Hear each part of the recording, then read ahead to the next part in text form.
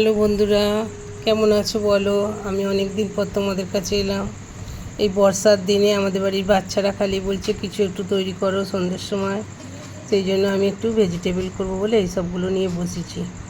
দেখো, তার জন্য নিয়েছি নেড়ো গুঁড়ো, বাদাম, কর্নফ্লাওয়ার আর বিট, গাজর, আলু সিদ্ধ করে নিয়েছিলাম।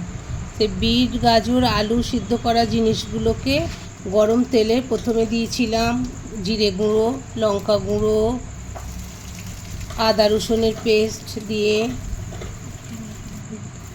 হলুদ গুঁড়ো, সামান্য নুন, চিনি, সেদ্ধ করা বিট গাজরগুলো দিয়ে নেড়ে চেড়ে নিয়েছিলাম। তারপর আবার ওইগুলো পেঁয়াজ আর কাঁচা লঙ্কা দিয়ে মিক্সড করে নিয়েছিলাম। নেবার পর ওটাকে একটা ভালো করে পেস্ট তৈরি করেছিলাম, করে নাবিয়ে নিলাম। নাবিয়ে নিয়ে একটু ঠান্ডা করার জন্য রেখে দিলাম। করে রাখার পর ওইগুলোকে গাজরগুলো, বিটগুলো, যেগুলো সিদ্ধ করা জিনিসগুলো ভেজিটেবল আকারে তৈরি করেছিলাম, করে সেটাকে কর্নফ্লাওয়ারে চুবিয়ে নেড়ো গুঁড়োতে মাখিয়ে রেখে দিলাম।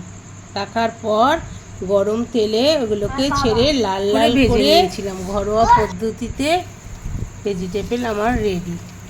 দেখো বন্ধুরা কেমন হয়েছে, মচমচে মচমচে ক্রিস্পি ভেজিটেবল তৈরি করেছিলাম। তোমরাও দেখবে বন্ধুরা, তৈরি করবে, খুব ভালো হবে। এই বর্ষার দিনে সন্ধ্যের সময় চা আর ভেজিটেবল নিয়ে বসে পড়েছিলাম।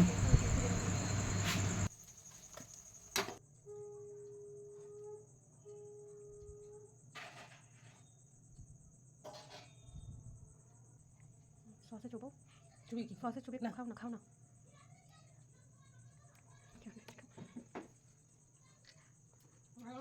মুজা